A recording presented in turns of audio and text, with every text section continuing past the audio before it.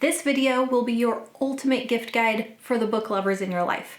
I'll give you ideas in different categories and price ranges, from small non-book items to how to buy books for someone else, and I'll tell you some of the best places to buy these gifts.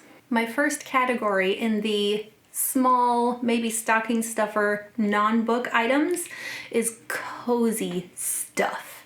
Usually people who love to read love to get cozy. You've heard the expression curl up on the couch with a good book. Some of the best cozy items are things like warm socks, soft blankets, maybe a squishy pillow. The softer and more cozy, the better.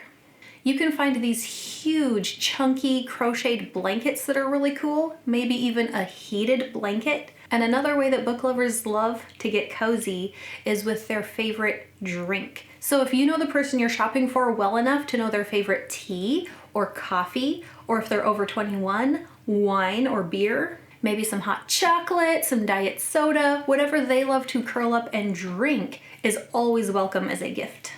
And another cozy item that really helps set the mood for curling up on the couch to read is a candle. You can go simple and get a pretty color and a nice scent, but you can find specific fandom book scented candles like The Shire. I will definitely be showing this one to my husband, but there are other candles that go with other specific fandoms, and that's something I'm going to talk a lot about in this video is book fandoms. Because not everyone who loves to read everything. They usually have favorite things that they read. A fan of A Court of Thorns and Roses might like this risen-themed candle. The next category of things that are still not books, but are book related and not too expensive, is book swag. The first and cheapest, which would make a great stocking stuffer, is bookmarks. And when I say a bookmark, I don't just mean a little piece of paper that you ripped off to stick in your book. People who read always need more bookmarks. They're like the guitar picks of the book world. They're always getting lost, you always need one, you can never have too many, but consider specialty bookmarks. I'm a big fan of the dagger bookmark. There's glow in the dark, there's feathers, there's ribbons, there's fandom specific, but these are cheap and can be added on to any other gift. And then there's always mugs and water bottles. This is another one where you might be thinking, yeah, people usually have enough mugs, but get specific. What book do they like to read the most? And look for a mug that has a quote or a character from their favorite book on their mug, and then stuff it with some goodies to make it even better. Put some socks in there, some chocolate. And there are so many options for t-shirts and book bags. Anything that can be screen printed, you can get on a t-shirt. And I am going to suggest that the more specific to a fandom you get, the better. I know I've said this word fandom a few times. If you're not sure what I'm talking about, a fandom is the group of people who are big fans of something. I'm part of a few fandoms, including Lord of the Rings, The Wheel of Time, Dune. I would be happy to get anything with Lord of the Rings stuff on it. In fact, if you know a millennial who is part of the Harry Potter fandom, millennials are really into identifying with their Hogwarts house. So if you were shopping for a millennial Harry Potter fan, ask them what their Hogwarts house is. They'll be happy to get almost anything. Speaking of which, I am in-house Slytherin. Next in the book swag category, and where the price range can go up a little more and can get a little more personal, is things like maps, art, and cross-fandom items. So a gift I have received in the past is this amazing and wonderful Lord of the Rings Middle-earth tapestry. This is one of the best presents I ever got. I love it so much. Art is also a really good one. Good artists can cost more money. They can take time to get to you, but it shows that you know what the person you're shopping for loves to read, and that you took the time to pick out something beautiful for them. And when I say cross fandom, the person you're shopping for probably has other interests besides just reading. For example, my husband and I like to play the game Magic the Gathering. So last year, my lovely husband bought me this playmat with art from Brandon Sanderson's The Way of Kings. Is that not one of the most beautiful things you have ever seen? Showing your book lover that you know them well enough to buy things from multiple things they are interested in will be so special and so personal. I highly recommend it. And now we get to actual books. What does a book lover love more than getting real books as a gift? Christmas morning, they open their book, then they can go be antisocial and curl up with their book with the cozy items you stuck in there.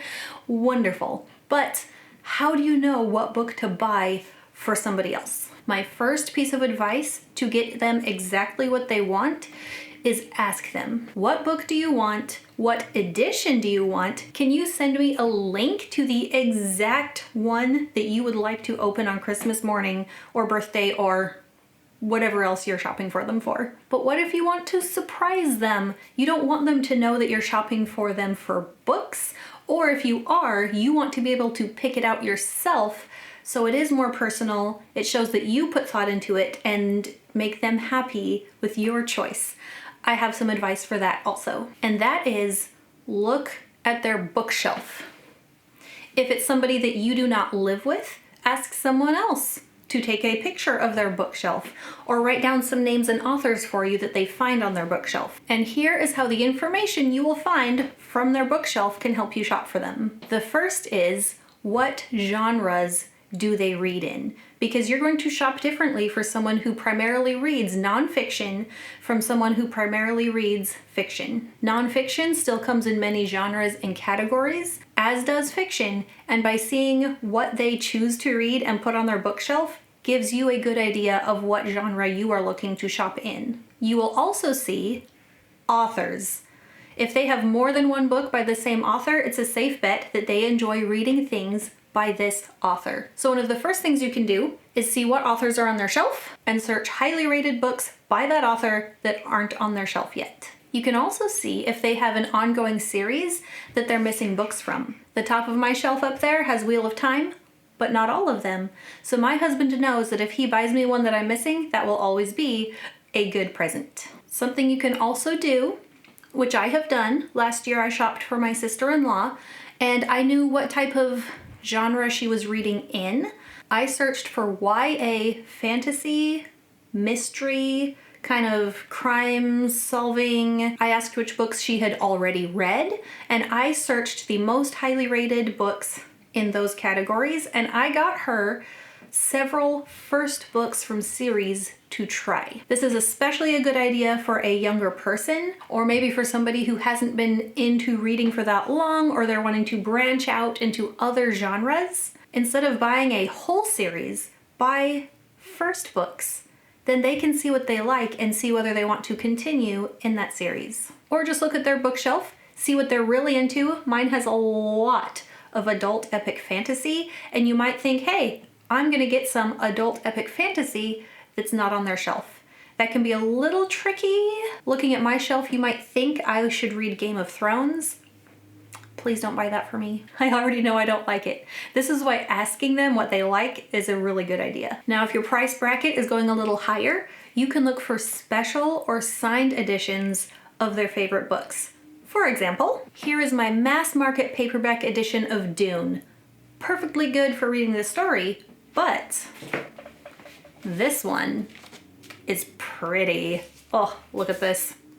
So while it's a book I already owned, getting a special edition feels special. Signed books are also a really fun way to go. You might not always have the option to go hunt down an author and request a signature. This might be something you tuck away in the back of your brain for future years when you have the opportunity to search for these. But one year, my mother-in-law stood in line to get Carrie Elwes to sign his edition of As You Wish.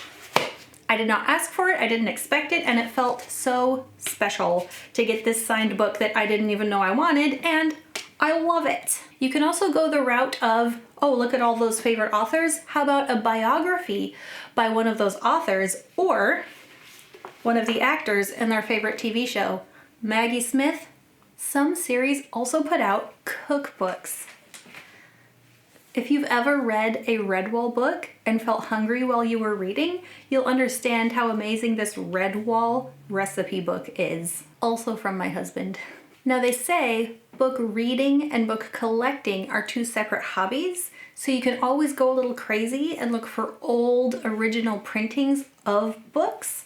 I love my super old copies of The Hobbit and these Chronicles of Narnia books. They feel extra sentimental to me.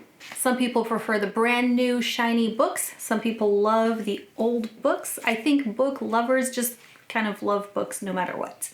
And if you know that the person you're shopping for doesn't want to fill up a bookshelf or they prefer e-readers, you can also get them an Audible book. But some people just prefer to have a book on their device so they can take it literally anywhere with them. And the top of the tier list price-wise is going to be subscriptions. If you don't want them to just open a book on Christmas morning, but a book every single month for a year, there are so many book subscription options.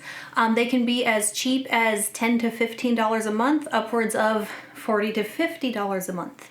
You will have to do some shopping around because there are so many options. There's fantasy, there's YA, there's children's, there's nonfiction, there's book box subscriptions that just have a book. There's also book boxes that come with extra swag and extra fun little items. This will cost more, but they will get a lot more for a lot longer if that's in your price range. Speaking of subscriptions, you can also pay for someone's Audible subscription. I don't know how other ones work. I have Audible. You pay your monthly price. There's different tiers. This price gives you credits that you can then trade in for an Audible book. A subscription plan of some kind is a wonderful way to gift someone books all year long. And the final gift idea, if you just have no idea what to buy for this person, all you know is that they like books, gift cards are always acceptable. It may not seem so personal or thoughtful, but I have always enjoyed getting the little card that says Barnes & Noble and having somebody say, go buy yourself some books. I've still been gifted books, but I get to wander around the store and pick out whatever I want. And finally, where to buy this stuff. For these specific fandom, cozy, and swag gifts, I'm going to suggest Etsy.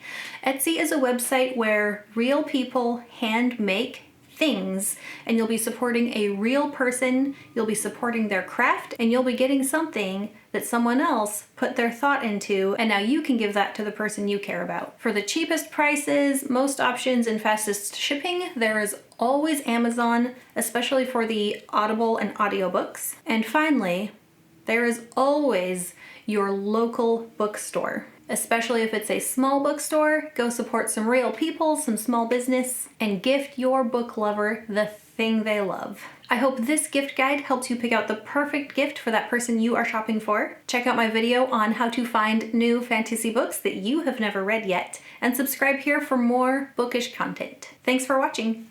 Bye!